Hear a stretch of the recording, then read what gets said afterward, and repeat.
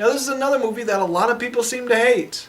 Some people actually consider it a contender for the worst film of the year, along with 50 Shades of Black, Norm of the North, Dirty Grandpa, The Fifth Wave.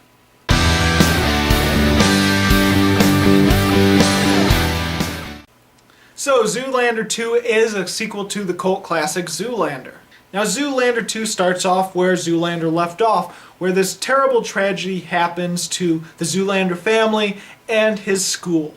Well, after the really comedic moment with Justin Bieber, because that's the first part of the film, but after that, then it leads off to where Zoolander 1 left off. Zoolander has lost custody of his child, and he's quit the modeling business for good, or so he says. But he said that in the first one, and that didn't last too long. But anyway, he goes back into the modeling career in order to get back custody of his son. Meanwhile, a ridiculous evil plan is happening around them, and celebrities are getting killed off. And of course, Derek Zoolander and Hansel get sucked into this mess as well. Now I will admit this is a little bit of a letdown for me. I was ultimately disappointed with the movie, but in no way did I feel that it was a bad movie. There's a difference between being disappointed and actually not liking the movie. Personally, I liked Zoolander 2, just not nearly as much as I liked the first one. Now honestly, I thought Zoolander 2 was really funny. A lot of people in the theater were laughing a lot throughout the film. Now even though there are some jokes that are different and some jokes that feel like recalls from Zoolander, I would say most of the jokes in this movie are in two categories. Either one, they're making fun of Zoolander for being dumb, which the first one did a lot of, and the second one does probably a little bit more of. Old LeMay? Giving it a little bit more of a Dumb and Dumber sort of vibe. But I think the other main comedy of the film deals with something else that either people aren't picking up on or just feeling like it's not funny at all and just too serious, is the fact that it takes the contrast of feeling like a serious and an epic movie while being absolutely ridiculous and funny. There's a contrast between the two where it makes it look like it's taking itself very seriously and being this epic film with its grand scale, only to be actually really dumb and just completely ridiculous. Most of the time I was really laughing at that contrast, and it felt like it was genuinely intentional. Like it's one of those films that's pretending to take itself seriously while actually being kind of self-aware. You know, at the same time, it does make the film a little bit more melodramatic, especially even more so than the first Zoolander. But I really liked that contrast, and many times I was laughing because of it.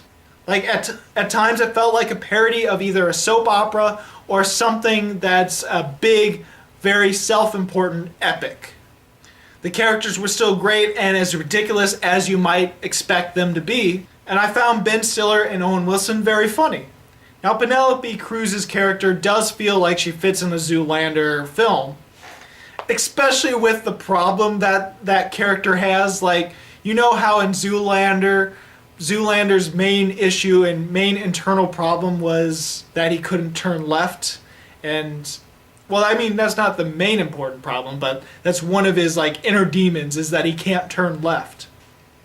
Well, in this one, Penelope Cruz's character's reveal of her inner demon, because she used to be a swimsuit model and she tried to become a model.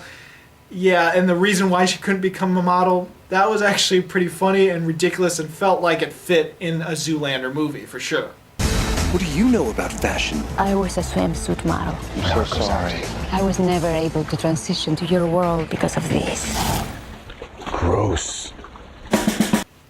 As stupid as it is, but then again, this is one of those movies that feels like it's funny because it's almost so stupid. Not stupid in a bad way, just self-aware stupid, like Dumb and Dumber. Now, a lot of people are really hating on the excessive use of cameos, and while there is a little bit more cameos than the first one, it doesn't feel like it's all that much more than the first one.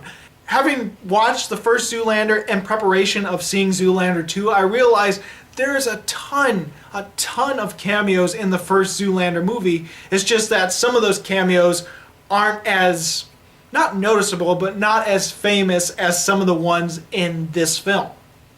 So yeah, go back and watch Zoolander. There's a lot of cameos, and not just cameos, cameos of them being themselves, or just having the same actor name as themselves. Zoolander 2 does a lot of that as well, but at least a good portion of the cameos are playing a totally different character, not just being themselves. There is still a lot of them being themselves, but some of them are still legitimately playing a different character. I thought Kristen Wiig and Will Ferrell did a good job as well. They're great villains, and yes, Mugatu, his voice sounded a little different than he did in the first one, or maybe I'm just hearing things, but he did sound like he had a higher pitch in Zoolander 2 and felt different. But personality-wise, he's still the same Mugatu, and if you love Mugatu as a character and a villain, then you're still going to like him in Zoolander 2. And yes, Kristen Wiig's main jokes come from the fact that her character has this really crazy accent and she pronounces words in a very, very weird manner. You were amazing. I'm sorry, I can't understand a word that you're saying. But I still found it funny. And while there are a few jokes that remind me of worse comedies and things that I don't like from other comedies, such as Fred Armisten's character, it reminded me a lot of the CGI implanted Mike Myers' head on the little boy's body, like in The Love Guru. Yeah, Fred Armisten's character reminded me of Love Guru, but done better and a little bit more realistic. Like, it's still bad looking, but it's a lot more realistic than The Love Guru. And there's a scene with Ben Stiller and Penelope Cruz that reminded me a little bit of the first SpongeBob movie with David Hasselhoff scene in the swimming. Who says swimsuit models are useless? Take me from behind and grab me like your life depends on it. Not like this. Like this. For safety and buoyancy. Wait, what? We're swimming back to Rome. Oh, okay. Yeah, it kind of reminded me of that.